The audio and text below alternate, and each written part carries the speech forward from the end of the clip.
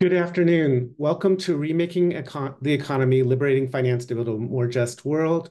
I am Steve Dubb, Senior Editor of Economic Justice here at Nonprofit Quarterly, coming to you from Boston on land historically stewarded by the Massachusetts Nation. In today's webinar, we explored the concept of just transition and what it means to liberate finance to support an economy rooted in values of solidarity. These themes were also at the heart of an economic justice article series that was co-produced this summer by NPQ and justice funders. In this webinar, panelists will build on those articles and discuss the joys and challenges, the do's and don'ts of putting liberatory finance and investment into action. Our expert panelists are Fernando Abarca is a loan fund organizer for the Right to the City Alliance. Jaime Gloshay is a co-founder of Native Women Lead and is Managing Director of Impact Investments for a Common Future. Abdiel J. Lopez is Director of Capital Activation at Justice Funders.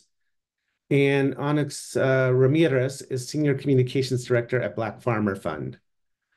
Before we get started, a few notes. First, we're very excited to take your questions. We will start with a few questions of our own, then get to yours. Typically, we do leave the last 30 minutes of the webinar for your questions. Please enter your questions into the question box at the bottom of your screen. I'll get to as many of them as I can. Second, we are often asked if we will be sharing the recording of this webinar online, and we will. So the answer is yes. The recording will be posted online by Monday. Third, we're doing something a little bit new this time. There have been requests in previous webinars to make the chat savable, so the chat is savable. Please be mindful of the fact that what you write in the chat is now a quasi-public document. One last thing, this webinar is free, but producing it is not. So if you like what we are doing and can afford to support NPQ's racial and economic justice work, please consider making a donation to NPQ today. We also encourage you to join the conversation via social media. We do have a hashtag rebuild the economy. Thanks for joining us. Please complete the brief survey after the webinar to inform our future work and our 2025 lineup of economic justice, remaking the economy webinars.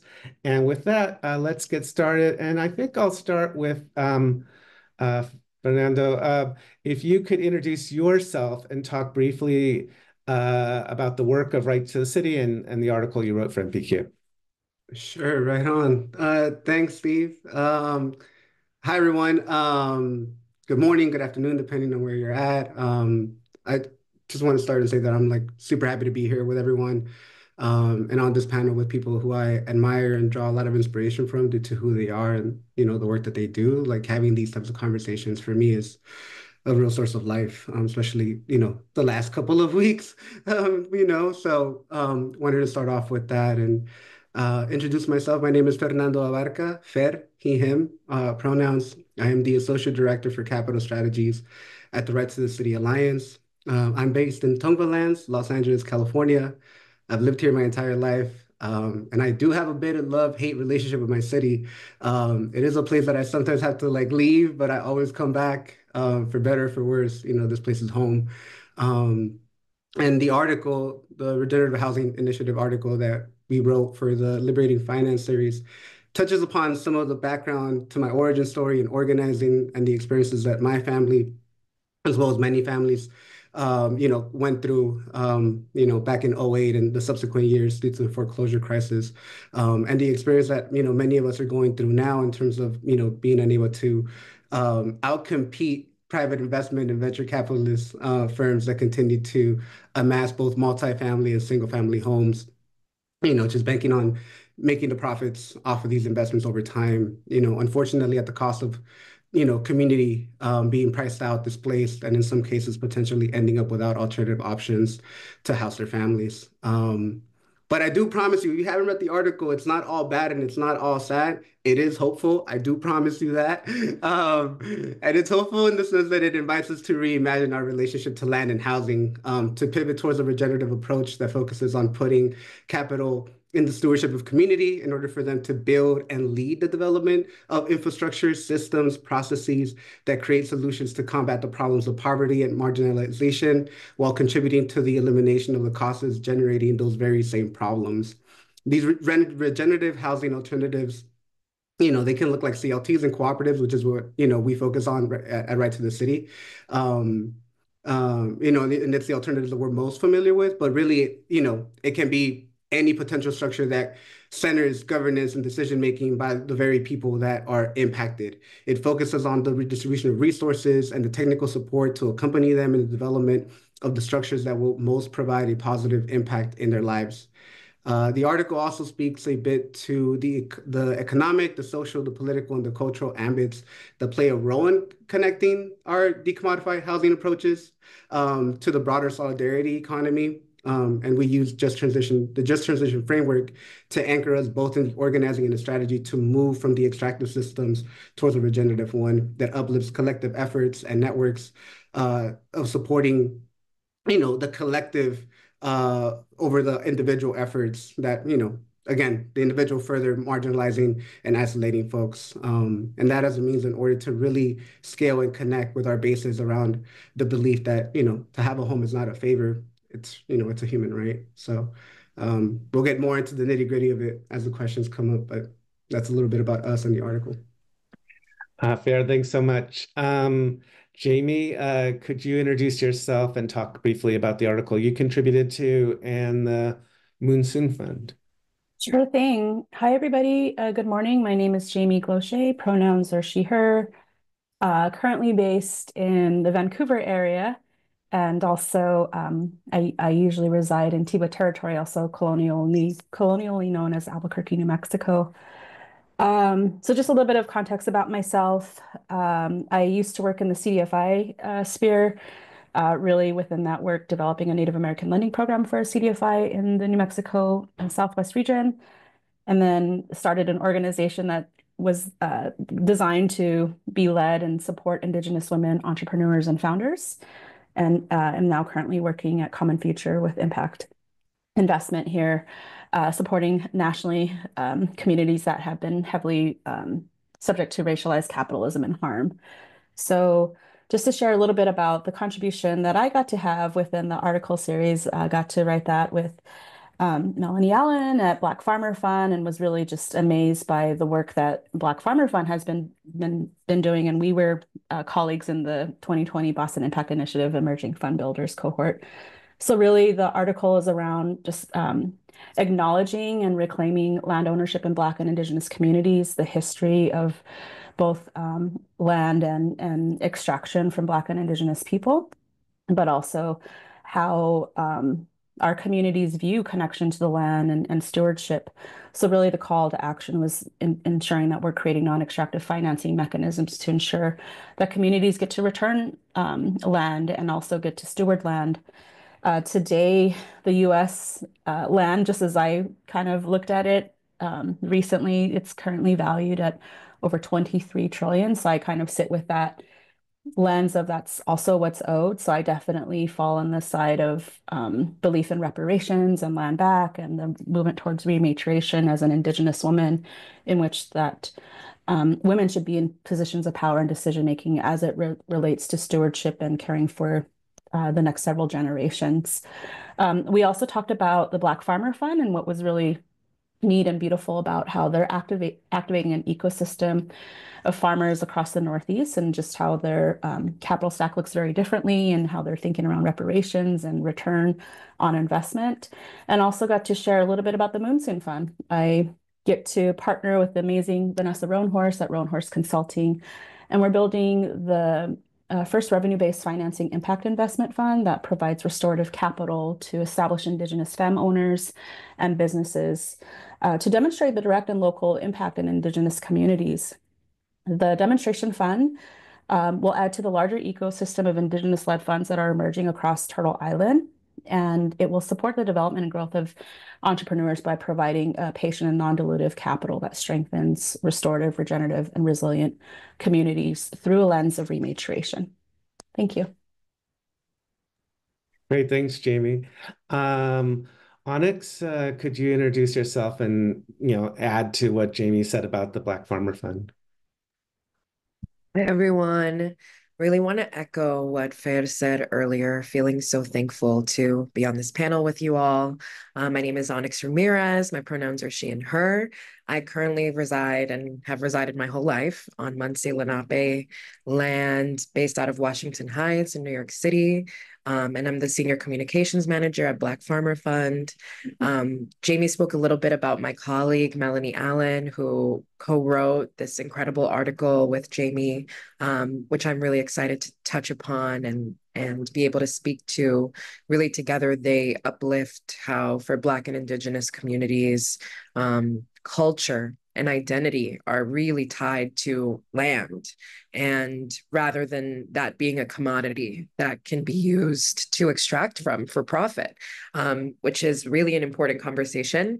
And Black Farmer Fund is a 501c3 community-led investment fund that serves Black farmers, but also food business owners from across the food system throughout the Northeast. So that includes chefs, restaurateurs, caterers, et cetera, because they're all a part of this one system that needs to feed people and feed community.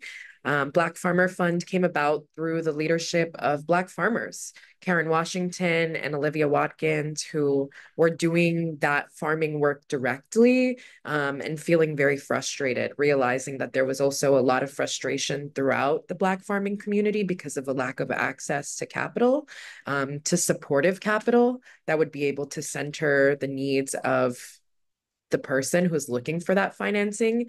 And traditional finance has not centered the needs of the investee, the person, the community, the land. Typically, right, we're centering how much money whoever is giving money can get back. And so at BFF, our investment committee is comprised of Black farmers and food business owners. We consider our work to be shifting power back to the community. And we do that through providing low interest loans and grants, technical assistance, rapid response funding, and community connections to strengthen the entirety of the food system.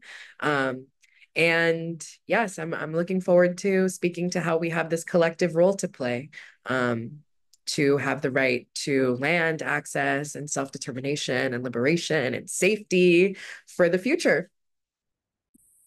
Thanks, Onyx. Avdiel, if you could introduce yourself and talk both about the article you wrote, but also you were either the co-creator or lead creator, however you want to put it, of the article series. So talk about the vision you had for the overall series. Yes, thank you so much, Steve, for the invitation, first of all, to bring to life this series that we launched in the summer on today's webinar. It is, as everybody has mentioned, an honor to be in conversation with the four of you. So thank you once again for this conversation. Hi, everyone. My name is Abdiel Lopez, and today I am calling in from the lands of the Tongva and Chumash people in what is otherwise known as LA. I am currently the Director of Capital Activation at Justice Funders, where I'm also a member of the Integrated Capital team. And I say that, and I think it's important to say that because that is really where most of the series was born out of, was the work that we're doing with the Integrated Capital team.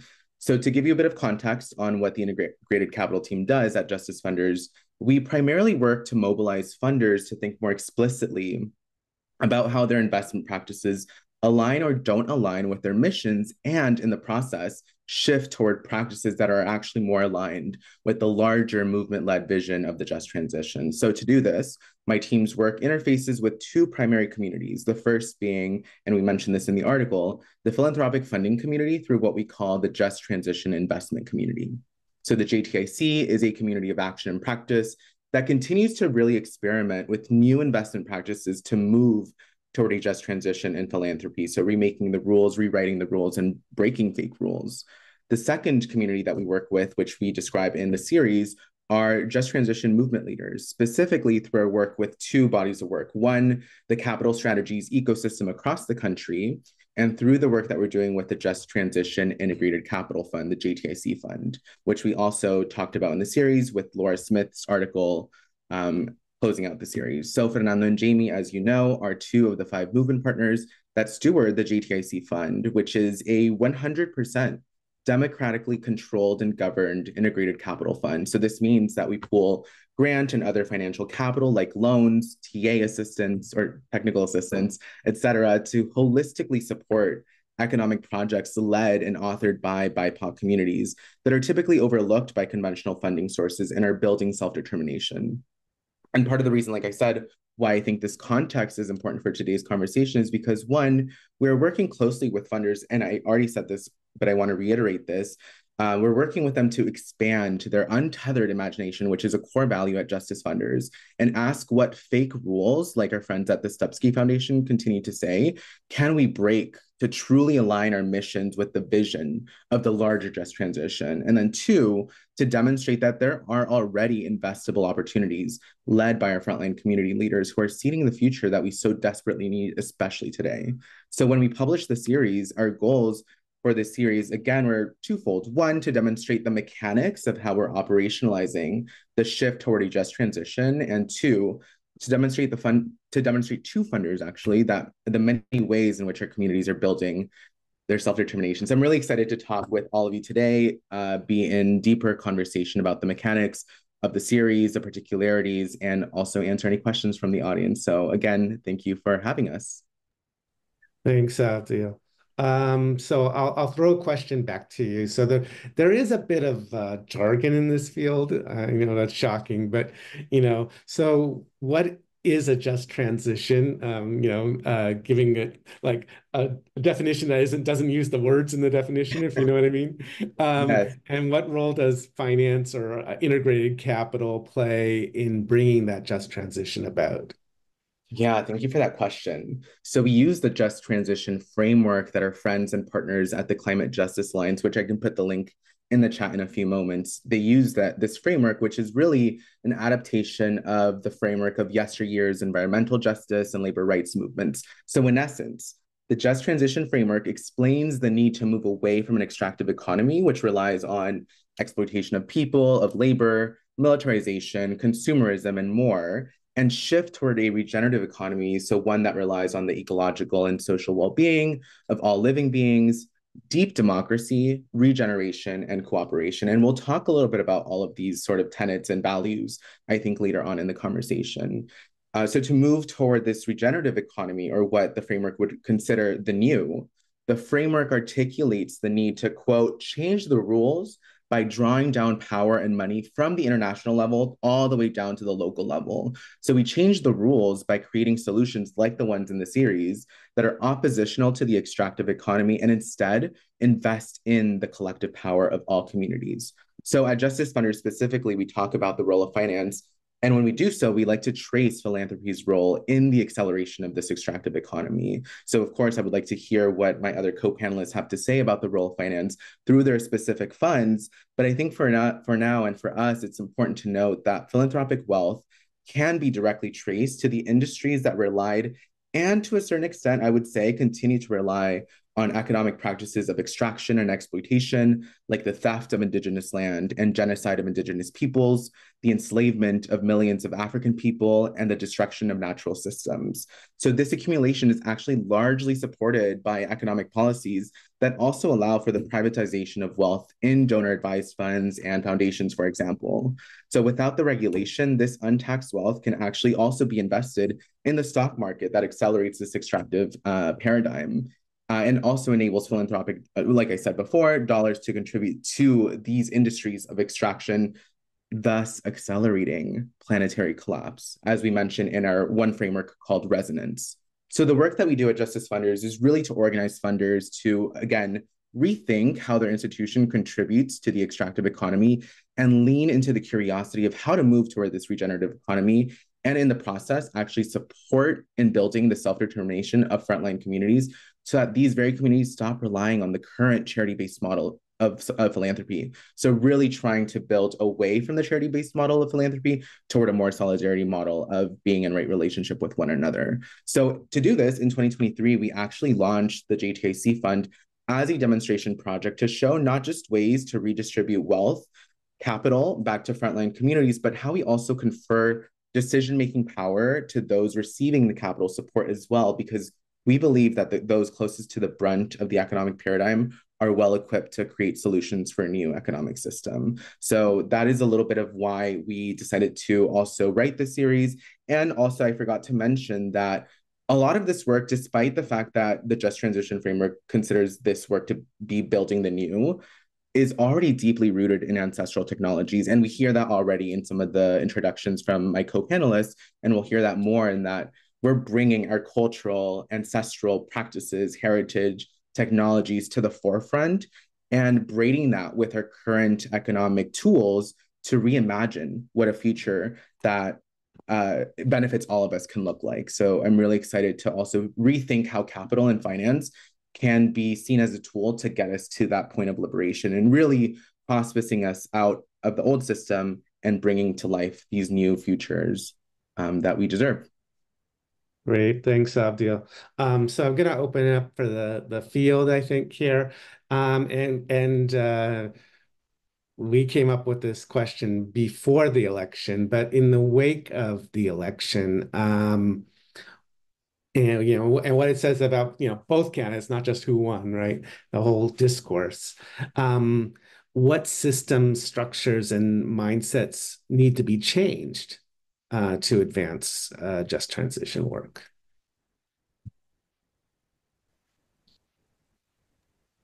I'm going to get us started just so that other folks can then add all of their incredible wisdom. But it feels really important, specifically in the Black Farmer Fund work, to talk about this term that we keep using, right relationship with the land and its medicine. And typically the land is seen as a vessel for us to extract from in finance. It's seen as something to be owned and dominated and then passed down through that domination and accumulated. And so when thinking about change to have a just transition, it's really crucial that we see the land as a team member, as a collaborator, as a co-conspirator for what is possible. And, bringing things back to what Abdiel was saying, there is ancestral knowledge, wisdom, and practices that make this obvious.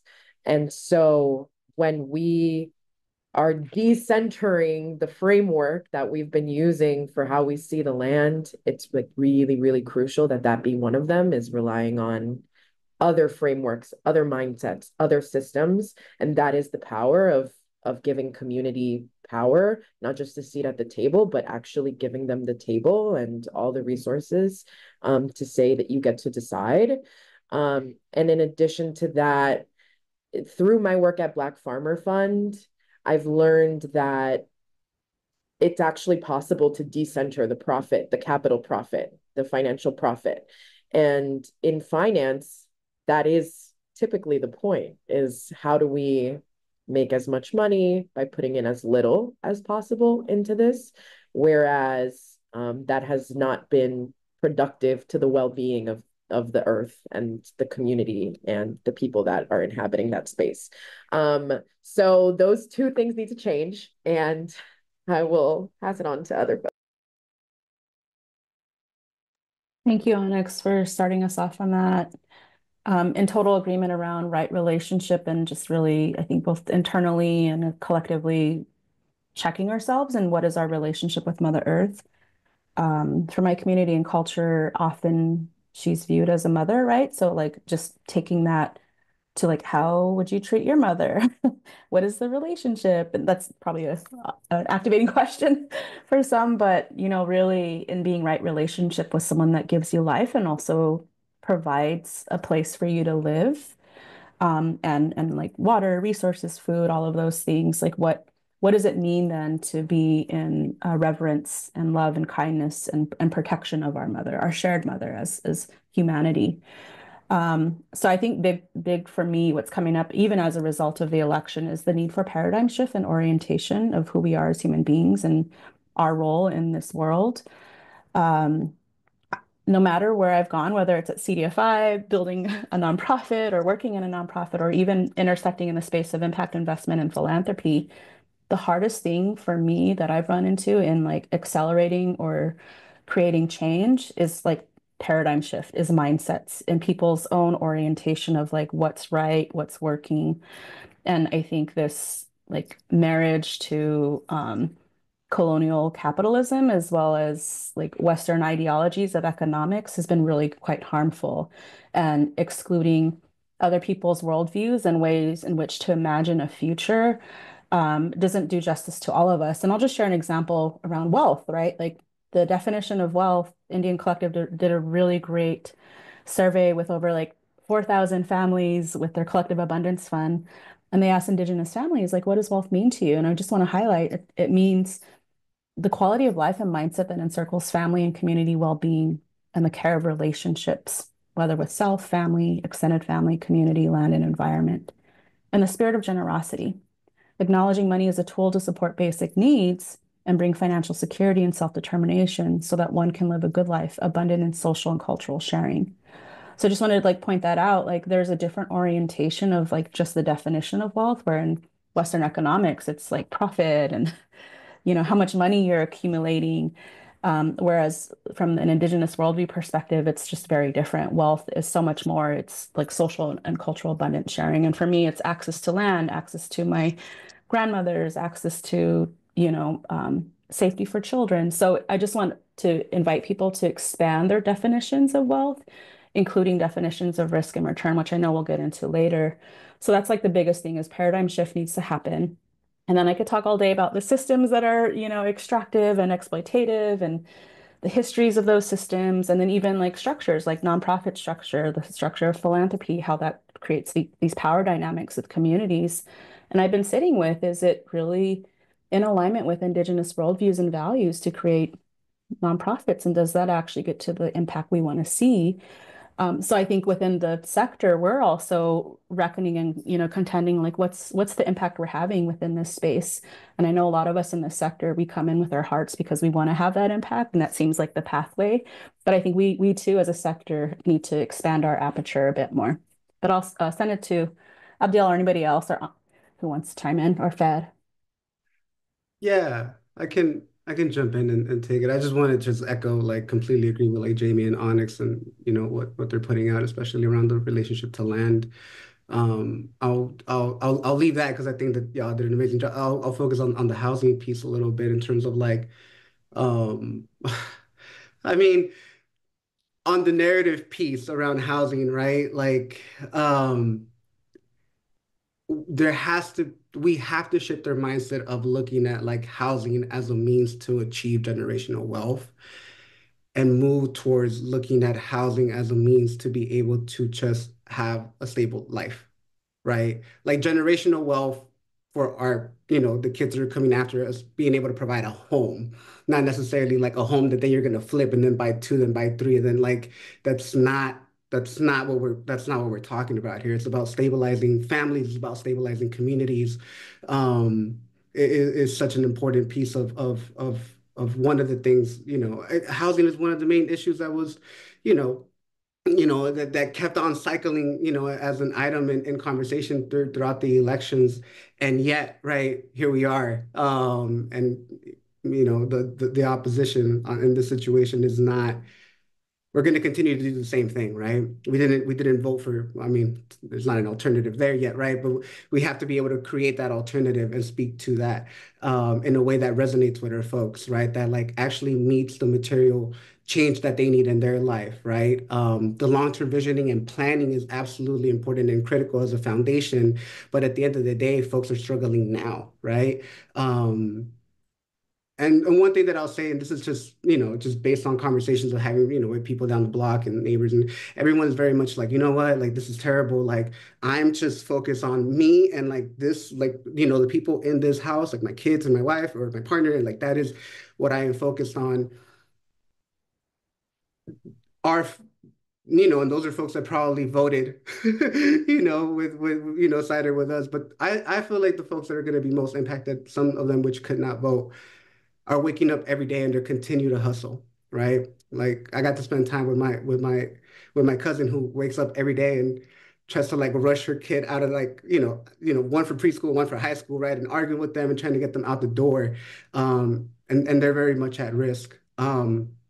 And I think about what it's going to take for us to build hubs and connections and networks, because those folks are going to, need to be protected, especially in communities that have historically been under-resourced and may end up being, targeted as a result of the elections. But also those folks that have taken the approach of like, are also going to have to broaden that view, right?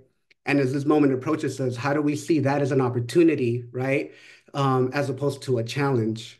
And the work that I think that a lot of us are doing here is trying to create the models that serve as an example for folks to be able to begin to just see or imagine a different alternative, right? I'll also say that we don't have to go out and look for people to come and figure this stuff out. Our people are already here. It's about moving the resources and support so that they can, be able to do that work, to be able to create. So structurally, one thing that I'll say really quickly, and just in terms of like the capital piece specifically, one of the things that it's a challenge that we need to figure out, especially, when it comes to like investment and housing, we need long-term flexible capital.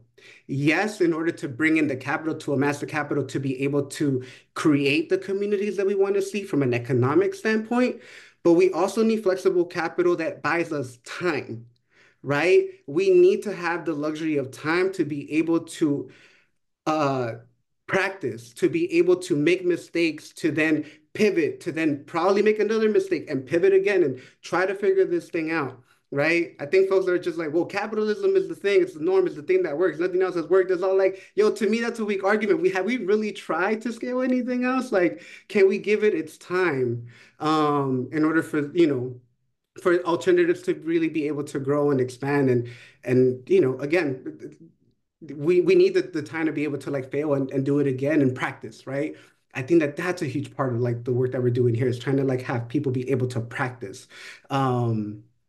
And I think that's critical to the type of like society and that we're trying to rebuild here. Wow.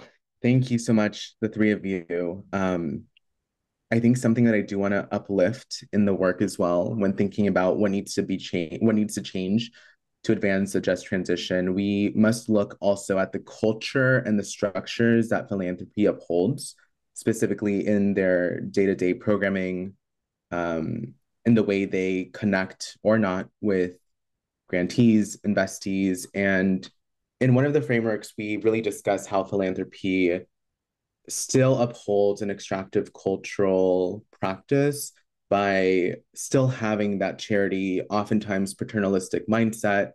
It passively or even actively accepts the wealth and accumulation and power inequality. It protects donor intent, and it maintains the enclosure of wealth and power. To divest from those cultural practices, we recognize at Justice Funders that we have to engage everyone from the board to the staff level in these institutions to really invest in new cultures and structures, again, hospice us out of the old system and into the new. How do we do that? I think some of the ways that we're seeing already with some of our funding community members is that they act in solidarity by bearing the risk, being first in capital with non-extractive terms like Fair just mentioned, moving assets to meet the needs of frontline communities rather than dictating what those needs look like for the frontline communities. So it's inviting grantees, inviting investees into the co-creation process of resource allocation, grant making, et cetera. It's investigating and responding to the legacy of wealth as well. we have seen in the JTIC, the Just Transition Investment Community, that many of the foundations, the funding members, actually trace back the origin of their wealth. And from there, move toward a sort of dreamlike state of asking, this was our past. What can we do to repair the harm and to move forward to actually seed the future, invest in the seeding of the futures that our frontline communities are doing? So it's, again, investing, and they write all of that in their investment policy statement, for example. So that's a critical, tangible step that we've seen already funders in our community do. And also, like I said already, they intentionally engage in work that centers three main values: redistribution, rematriation, and reparations. And all of that is not easy. I mean, we work across different constellation of programming, from consulting and coaching to public programming, to continue to build the political education of our funding community. And we must, I think the underlying piece here is doing so in community and in cooperation, because we don't have a blueprint. There are very few examples of how this work can be done, but we have to be ready to quote unquote fail. I think that is the only way we can actually move into that regenerative space that our frontline communities have asked the funding community to do for decades now. And so to find your people, find your community, experiment, doesn't matter how small or big those experiments are. And we oftentimes say, find that edge and push the edge farther, or find that like gap and widen it even just a little bit more in a carve out, in the way you talk to your investment committee, with your board of trustees, right? So I think it's really socializing the idea of just being in community, being in cooperation, and struggling together, I think, because once you're in right relationship with each other and really center the needs of the frontline communities, I think that's a way to move forward and really bringing about the change that we seek to see. So just wanted to offer that for this particular question. Right. Thanks. So I want to move on to the next question. I think I'll direct this mostly to Jamie and Onyx, because you're both working with loan funds. But there's this loaded word out there, has 4 letters. It's called risk. And what does risk look like in the context of liberatory non-extractive finance? Okay. Yeah, this is such a contentious word in the work that I've been able to do. One, from a CDFI perspective, right? And a loan officer, it was always from the vantage point of how do I mitigate risk for our institution in underwriting with borrowers, especially like one, not wanting defaults because we wanted to report positively on our portfolio. How my work evolved, I got to work on a really cool project in New Mexico with New Sunda Credit Union, and this whole question around risk, we added it into our theory of like actually the stereotypes that have been imposed on Black, Indigenous, and POC communities actually really create this perceived risk in financial institutions and those with wealth, in essentially not wanting to take the risk to share and give money or loan money. So we started relationship-based lending in New Sunda in New Mexico, really to pilot and demonstrate that our communities actually are not risky. So they're, I think, 5 years now. It started from a $1 million capital stack. Philanthropy was key, took 70% of the financial risk. New Sunda took 20%, and then community organizations who were down to pilot took 10%. So we fully collateralized that $1 million loan fund, and then it's now been built to $4 million. Lo and behold, it has a 98% repayment. So we then proved, look, like the majority of this portfolio is Indigenous, Native American, immigrant, and POC population. So we actually aren't risky. We actually just need a point of access. And it's really great to see that the organization or the institution has now, I think, institutionalized that pilot, because they were actually going for PRI, and they're like, actually, we can just use our $3 billion in assets and do this ourselves and build it into our offering as a capital offering for our community. And it was really neat to see how folks' orientation towards risk changed when those de-risking measures with like philanthropy and other entities, right, took on the initial risk and cover, so to speak. So I do think it's evolving in our sector. Oftentimes it's centering to de-risk those with wealth. But I push the question to flip it on the script and say, like, what's the risk of not investing? And with the example that Fed was using around housing, right? Like, we're creating a huge economic and social instability by folks not being able to be housed. It creates so much of an undercurrent of instability within our economies and within our cities, within our communities, if folks are not housed or sheltered. So I just want to flip that and say, like, what's the risk of not investing in these communities? How is like our orientation towards risk actually embedded in racialized stereotypes around people? And why not the folks with wealth, especially with stolen wealth, take on the risk to pilot these things and to support and protect folks that are doing these demonstrations? But Onyx, I want to give some space for you and feel free to chime in. Yeah, I completely agree with what you were saying, Jamie. This idea of risk, it's so crucial that we can flip it to say, rather than the risk on this investor or this financial institution, like, what is the risk to the earth? What is the risk to the community? What is the risk to the people if this is not invested in at this point in time?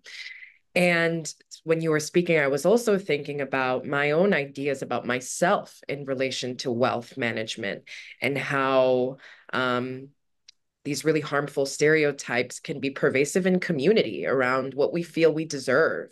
So, in addition to this systemic change, there also needs to be a lot of like narrative work and narrative change, internal healing that can be done to say, like, I deserve to steward these resources and to have a say over my community. And, at large, using finance and money to liberate can be really tricky, because typically that is not the purpose of capital, has not been for liberation.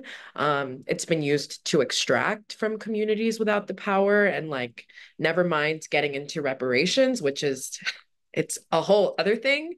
But traditional finance has discriminated against Black and Indigenous communities through very harmful practices like redlining, credit, collateral, all of these different things under the guise of risk. And, even in farming, there's definitions around who can qualify as a proper farm, because perhaps they're not meeting those minimum requirements, those minimum numbers of production, when historically that is not how Black and Indigenous farmers go about their relationship to land, is not maximizing every square inch and monocropping and these really, really harmful practices.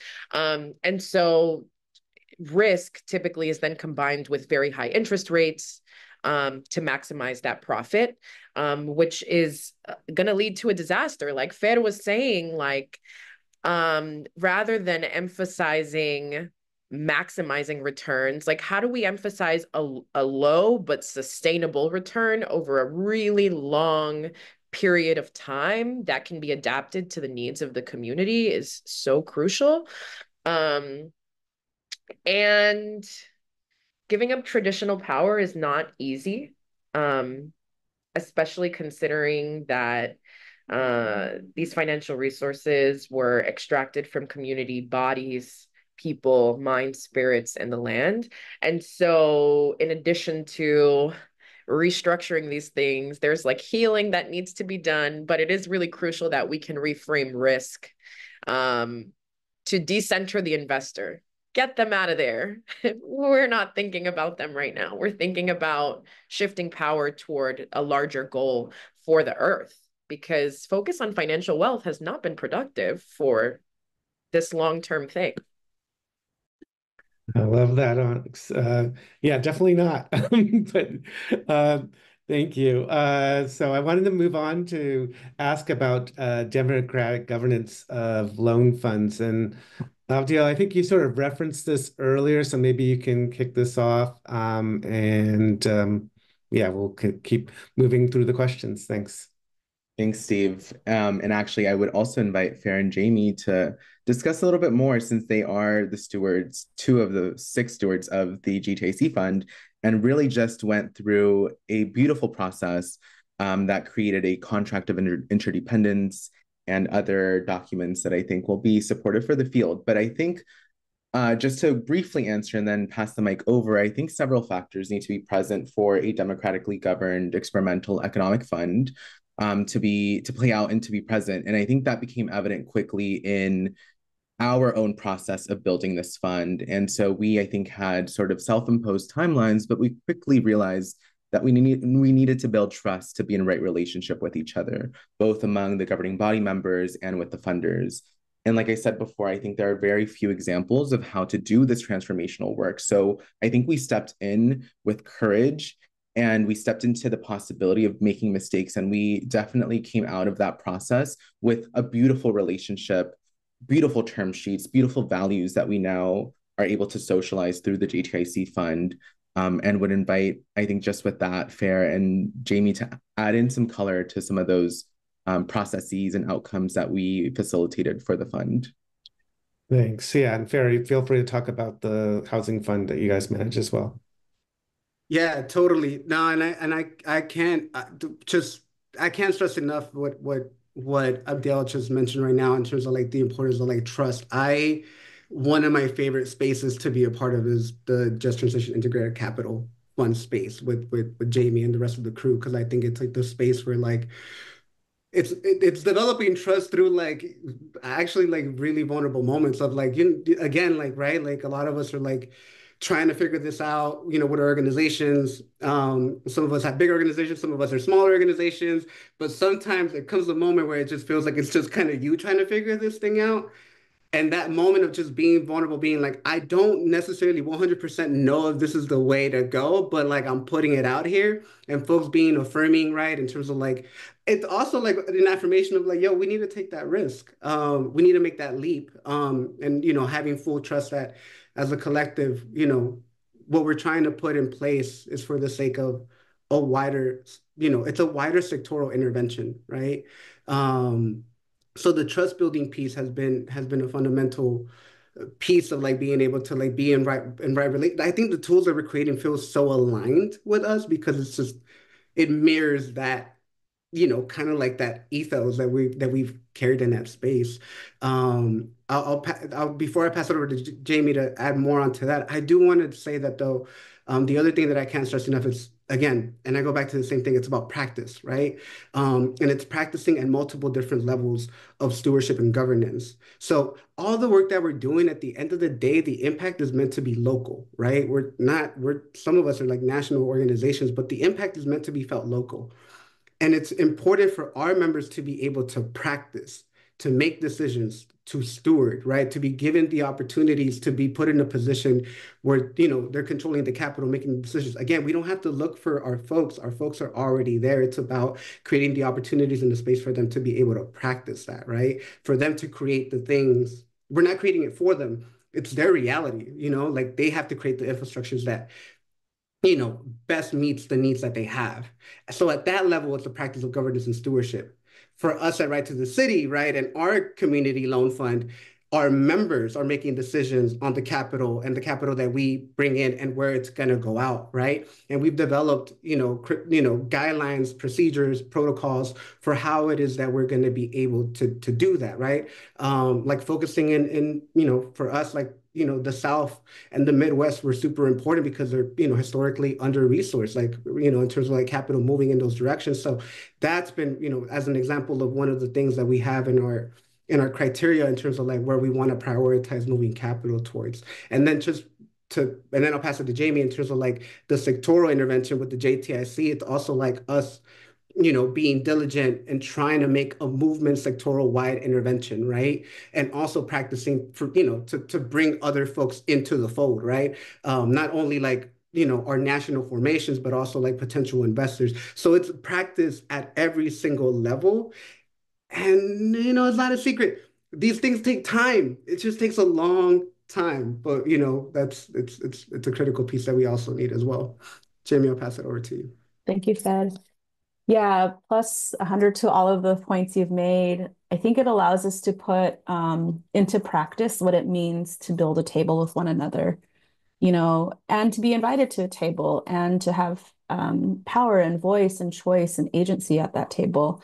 Oftentimes, I think in finance and community development work, sometimes it comes from like the top down of folks that don't have that lived experience or are not from these communities trying to design solutions for communities. And I think what we're practicing and now we're seeing emerge is like ensuring that communities from the get-go are part of like the design and decision making. So I'll just share a couple of examples of how I've seen that in practice.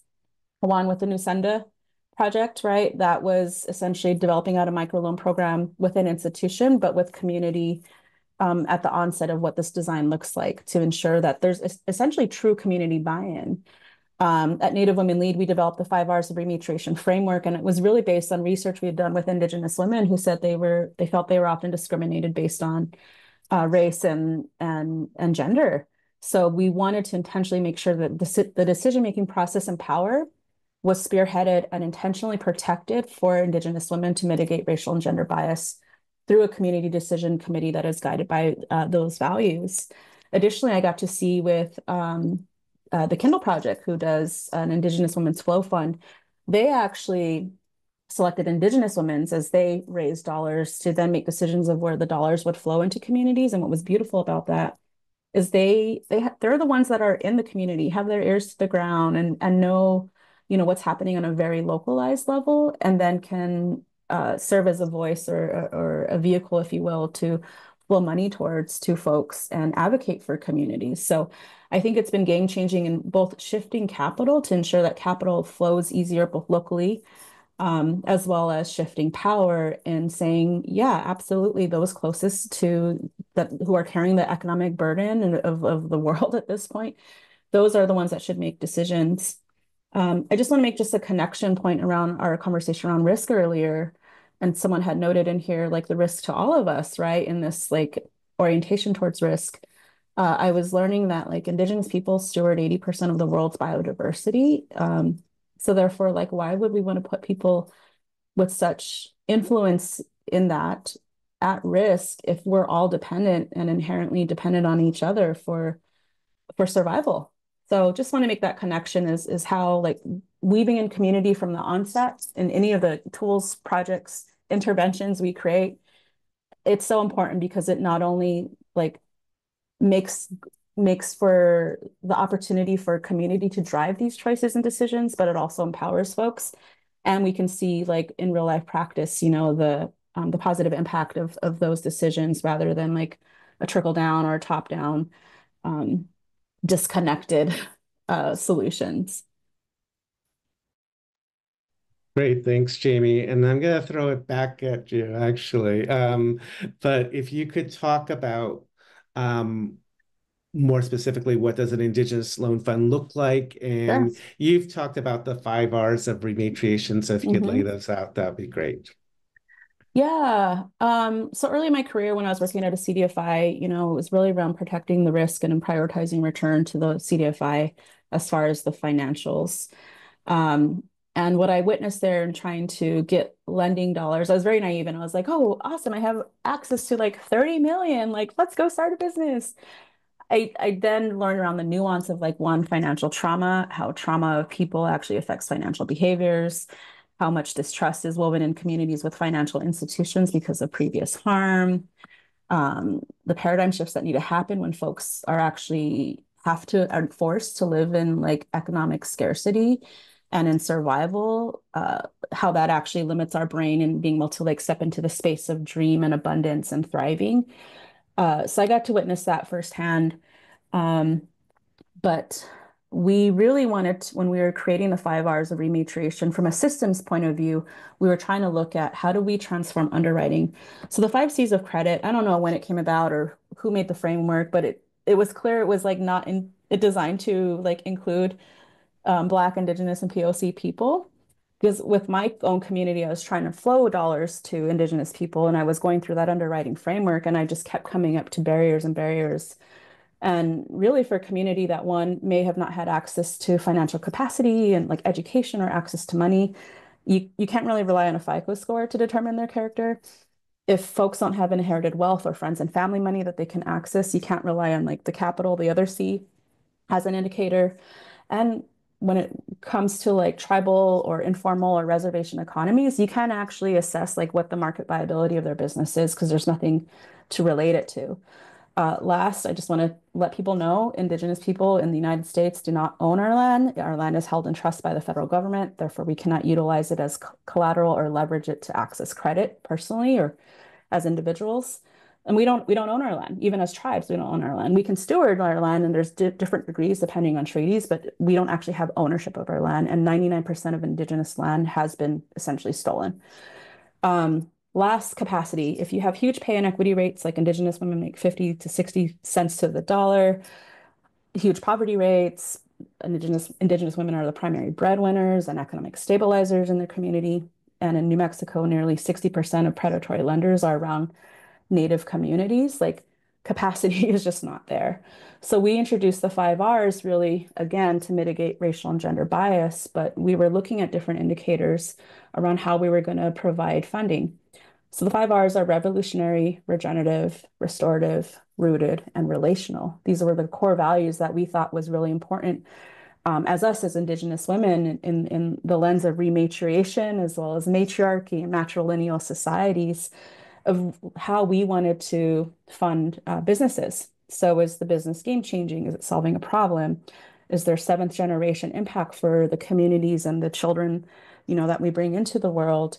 Does it actually help Indigenous women close their racial wealth gaps? Is it rooted in values and Indigenous communities' need? And are relationships reciprocal and enhanced and honored, especially when we think from a lender perspective and right relationship, ensuring people have supports and resources when economic risks happen or political risks happen. We just want to make sure that we're relational to a point where people trust us to divulge these things. Like I had a job loss, I had a death, COVID happened, my business fell apart. Like that actually does help in nurturing a relationship that's beyond transactional, but like transformational in finance. Great, thanks, Jamie. So I think I'll do one last question for the group, and then I want to go to the audience questions because there's some really good ones out there. Thank you.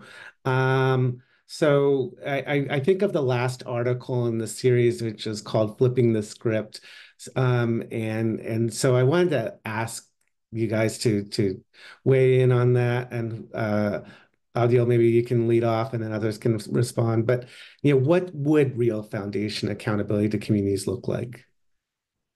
Yeah, I think there are many examples of that also in our JTI framework.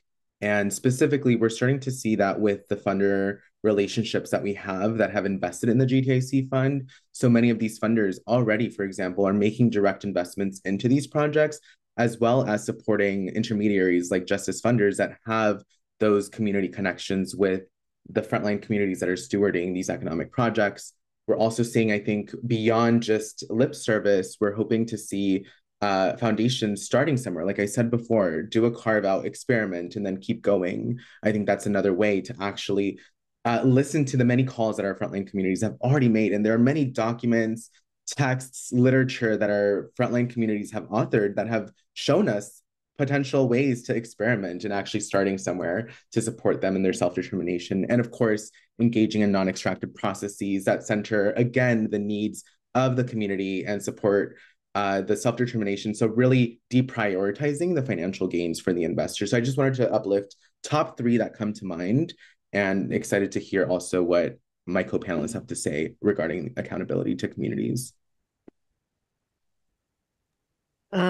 I will say that at Black Farmer Fund, it has been this iterative process of figuring out how do we best meet people where they are. And so throughout that process, we've developed additional funds. We have our Rapid Response Fund, which is able to give on a more accelerated timeline support to folks who may be experiencing emergencies because they may not have $10,000 waiting for them when their tractor breaks down, but that is different from investment to support the overall wellness of your business to build its capacity. Like those are 2 very different types of pools of funds. And it's really crucial that as the lender, we be cognizant of these things, and also that we support one type of investment to be able to then support 10 of another type of investment. So there needs to be some flexibility and really changing the way that we would think about structuring a lot of these deals, quote unquote, to make sure that they can all support each other.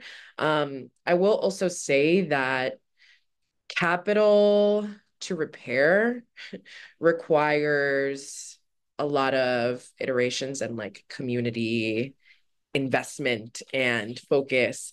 And so with something complex like capital and finance, it's been seen as money as one thing, but Jamie really did mention like there's ancestral wisdom that is capital, there is social capital, there is cultural capital, and all of these different things need to be taken into account when assessing the potential impact of an investment, because these folks have resources, like the community has resources. It may not be in the bank, in the dollar, but there are other types of resources that the community definitely has. And so accountability would look like taking that into account and being able to claim that as legitimate.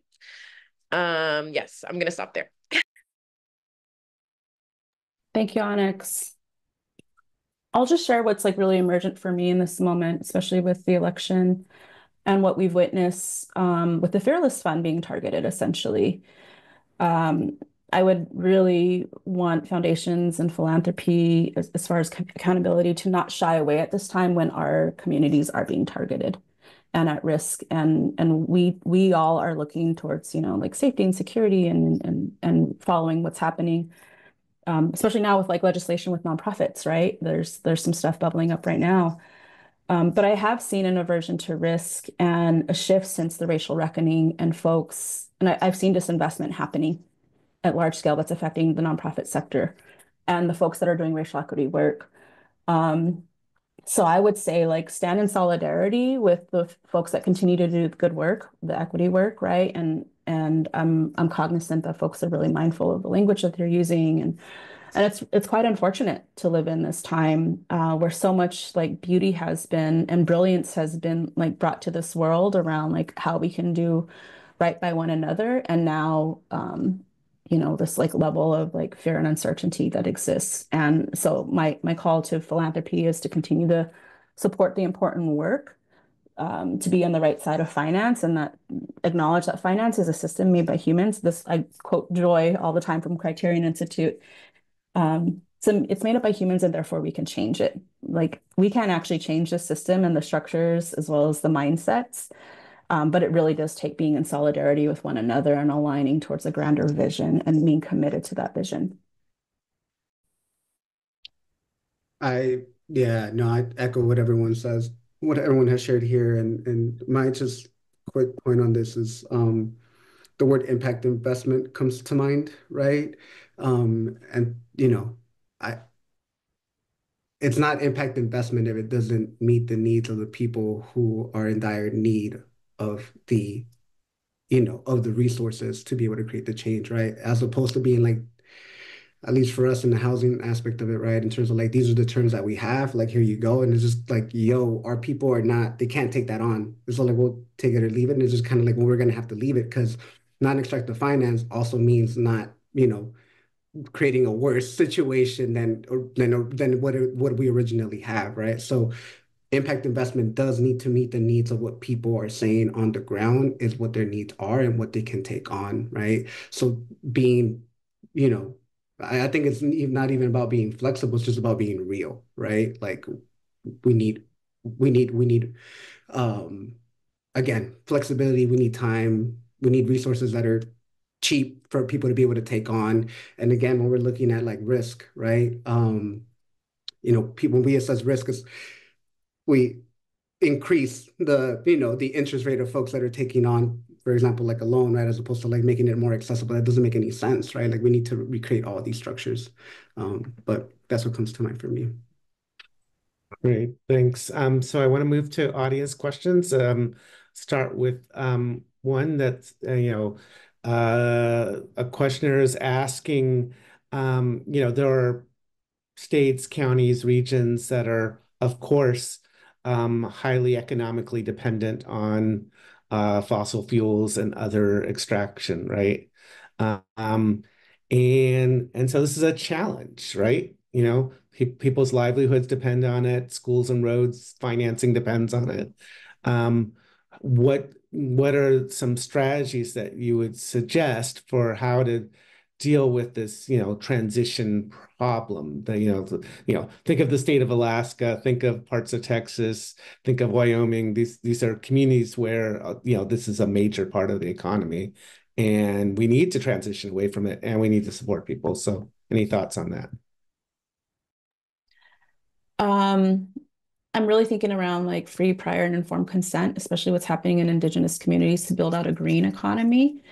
As much as that's needed, there is extraction happening to source, like the charging stations and uh, aspects or technologies that are, regenerative. But when I think about free, prior, informed consent, it's, you are bringing community along and in full transparency to ensure that, their understanding of like what risks are happening and, what is being proposed and supporting communities to make those decisions.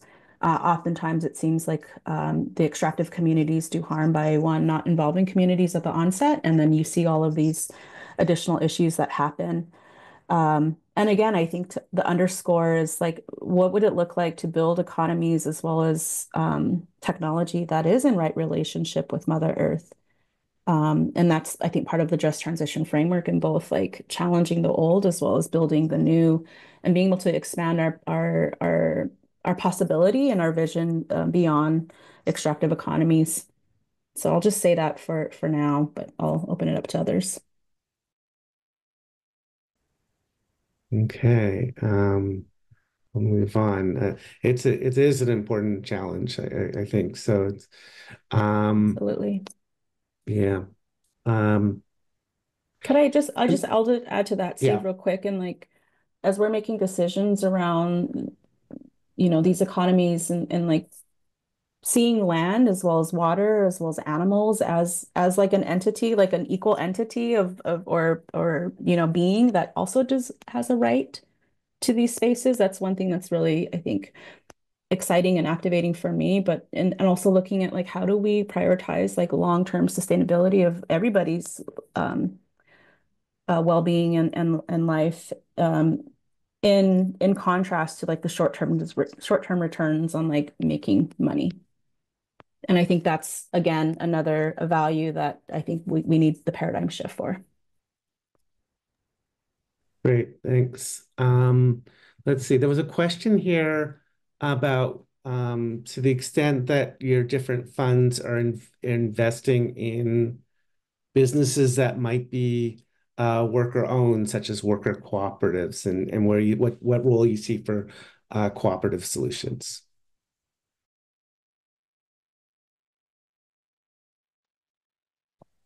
Yeah. At Black Farmer Fund, this is one of the primary tenets that we have when figuring out what is going to be a good next investment is who is building the wealth of their community and how are they going about doing so.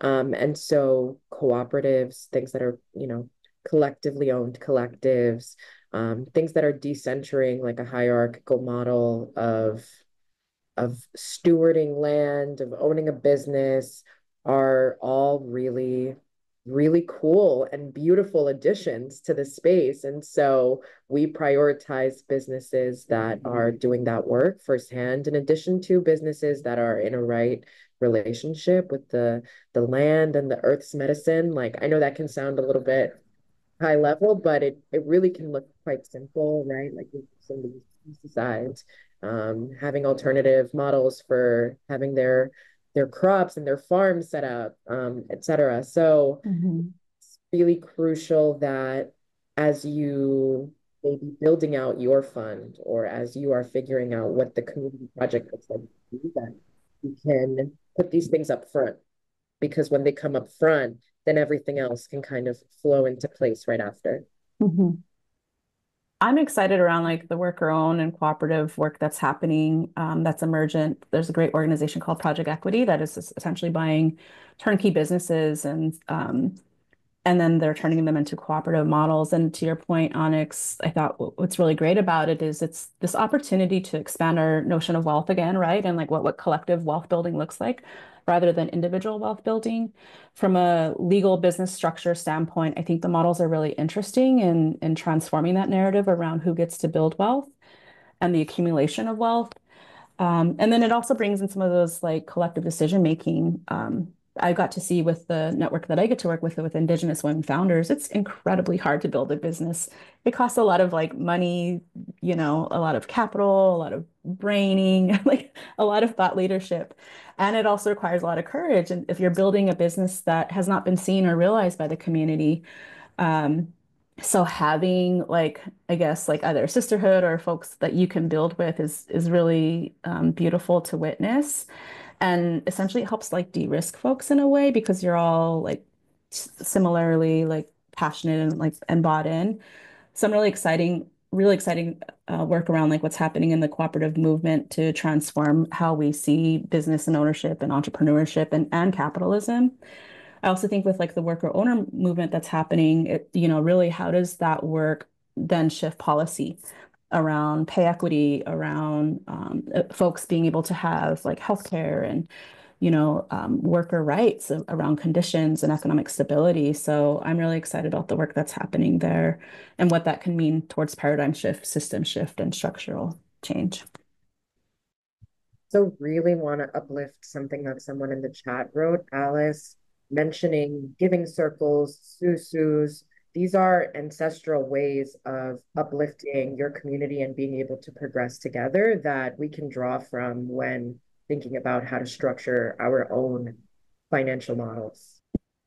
Yes, Absolutely. plus one to that. And also, I think when we think about the current structures that we inherited, Justice Funders is also a worker self-directed nonprofit. And so we obviously work within the nonprofit industrial complex, yet we also know that in order to practice the future that we want to see today, we must also embody those values. So we moved away from that sort of hierarchical model of, top-down leadership and actually creating more horizontal leadership models, ways to practice collective decision making.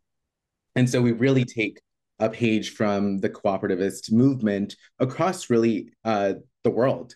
And we're starting to see struggle points. And I think really as we're learning together, we're starting to build these data points that we can then share with the field. And that really is a practice of being in practice. And I think Fair has mentioned this a lot, is practicing. It's the ability to practice together and collectively.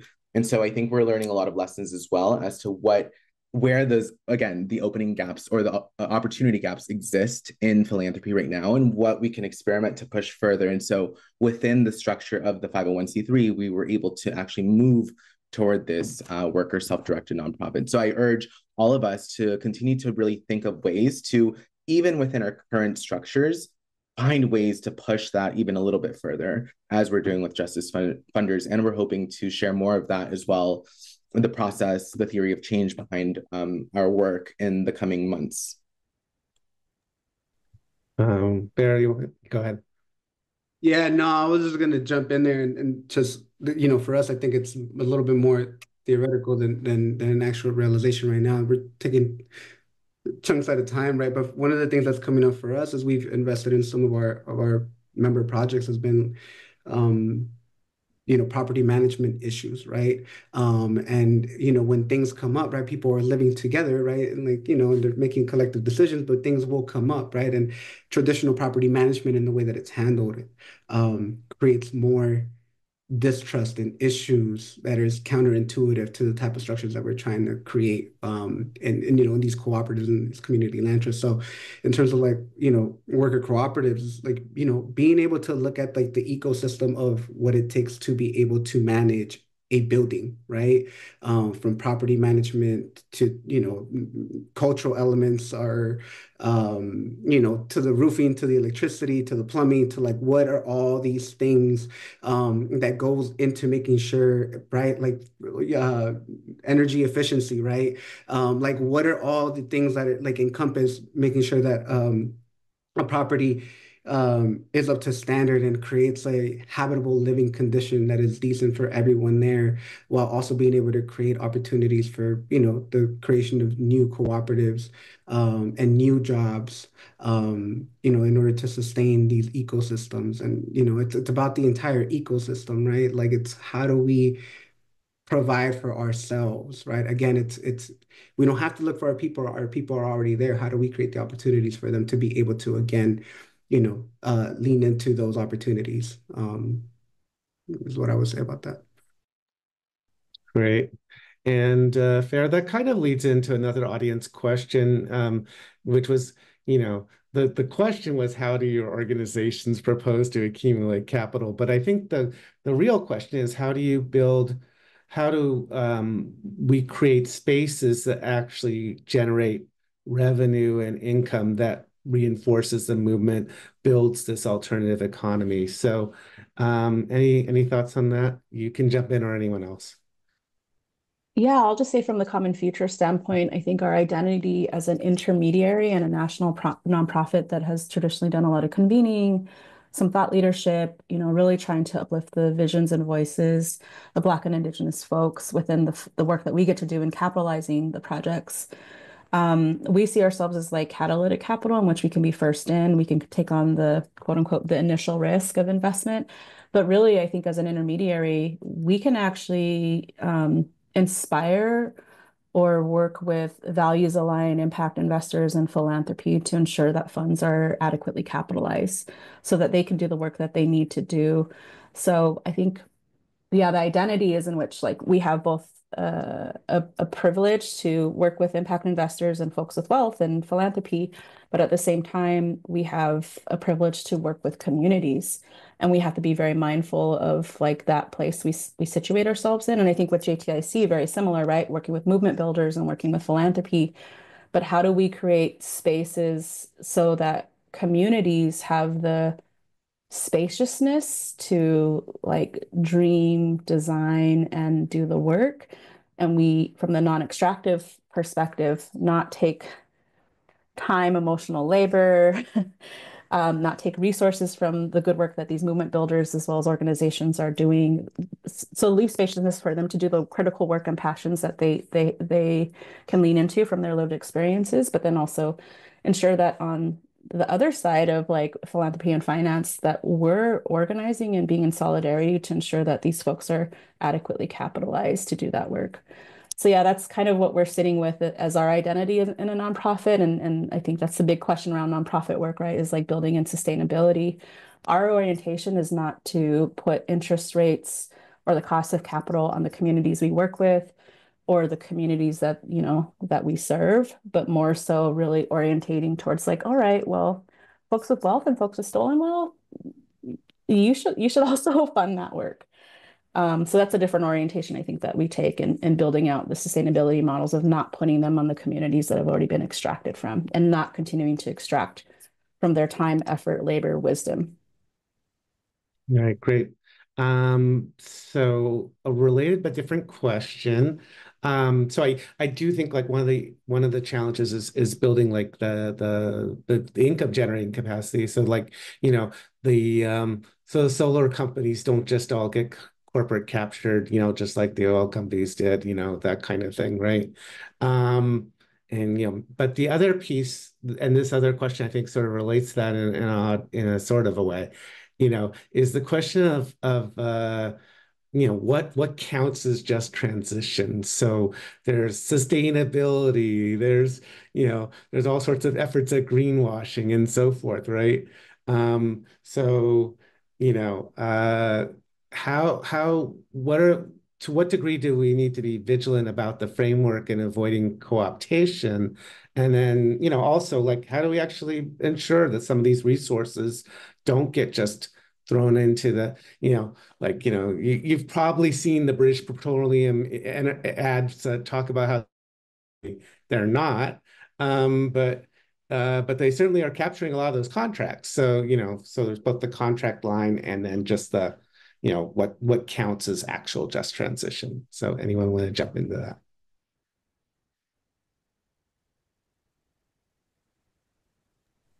I think for me, it's just with JTIC work, it's really about shifting power and capital.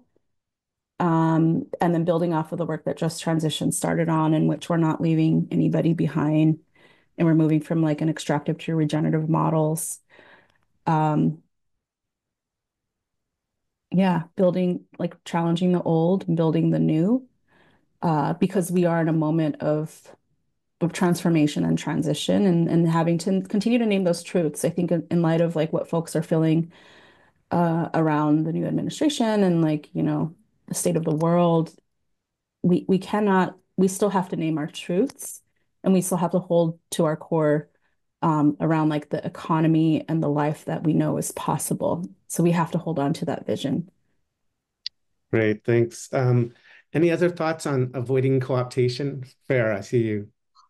Uh, on the co-optation, maybe I was gonna jump in and actually share because what Jamie just mentioned, and I think Abdiel is, I'm looking at Abdiel, but Abdiel mentioned something in terms of like, you know, like we're not recreating anything new. We're not creating anything new, right? Like we lead, and you know, but how we the global South leads the way in so many different ways. And I'm just sitting with, you know, I got the opportunity to spend some time with folks from La Base, Nicaragua, and Argentina, and some of their struggles recently.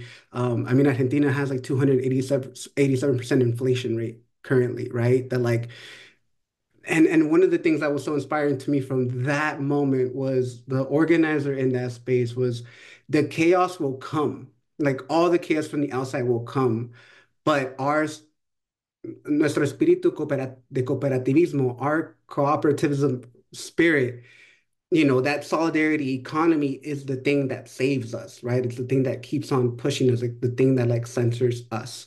And I think, you know, in terms of like a just transition, where I sit with it is like, again, like, and I've said it like maybe 3 or 4 times on this call. It was just sorry that I keep on repeating, but we don't have to like look for our folks, or our folks are already there, right? Like our transition from these buildings that are owned by, you know, slumlords or private investors, like our people are already there, right? And when we take them down that journey of organizing for their building, the fight doesn't stop when the building is acquired. The organizing continues post that, and it's through the practice of governance structures and stewardship in a way that is counter to what currently exists, right?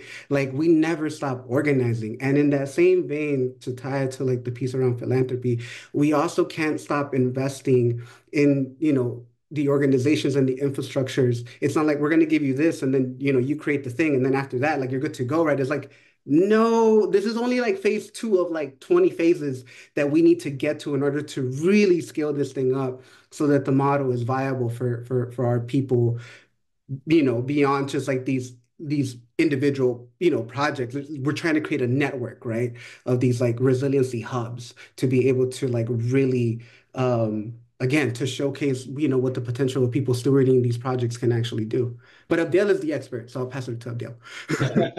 Not so much the expert, but I do want to say something about this idea of greenwashing and impact washing, because I think we have seen this a lot, even within the conversations that we have with investors in the work, that even the most like quote unquote responsible stock market investments, which include like publicly traded companies that pursue social and environmental benefits, still reinforce the dominant financial system by, again, concentrating wealth and power. And this is what Jamie has already said, right? That some of these ESG screens, for example, still take the best in class approach, but they still contribute, again, to this dominant financial system and don't actually seek to direct capital to movement-led just transition investments. So ultimately, the bottom line here is, what are investments, what are practices that actually seek to redistribute capital and power, specifically building economic power to frontline BIPOC communities? So that is ultimately a sort of just transition approach to investing. So again, beware of the greenwashing, the impact washing, and avoid these sort of false solutions that ESG and impact investing promise. Great, thanks. Okay, go ahead. I want to get one more question in, but go ahead, Onyx. just throughout my time at BFF, it's been so clear that not all money that will come your way is going to be values aligned money. And so sometimes it's important to actually say no to someone who may be wanting to fund your cause, as is like something the nonprofit industrial complex is very, very guilty of, is using that capital, and then now we're restricted to that capital because that capital came to me and now I used it in that specific way. And so specifically at BFF, that's one of the reasons why we only work with values aligned investors, but also one of the reasons why we are hyper local. We are staying within the Northeast for the very, very foreseeable future because the resources that we have are here, the connections that we have are here, the people stewarding this are here, and it would not make sense for us to hoard wealth to have this impact across the whole nation that maybe would be diluted. Okay, thanks, Onyx. So I want to conclude with one last question, and you can also wrap in any closing reflections you might have. But the question, so we're talking about changing the paradigm of economic and cultural thinking, right? So that's when we're talking about just transition. So what has worked in your work in terms of shifting paradigms, and where are you finding the most entrenched bottlenecks? We could give you each like a minute to think about to respond to that. And whoever wants to jump in first, please do. I can go first. Mm-hmm. I know that my participation in this work is something that I've come through Black Farmer Fund. And so in this time, it's been so crucial to lean on ancestral wisdom. I feel like a broken record when I say that, but folks have been doing this work in this country and throughout the world for so long, sustaining their communities, feeding their communities, creating spaces where people can be well and exist and thrive. And so I have to lean on my ancestors, W.B. Du Bois, like Ella Baker, all these people who they already gave me those tools.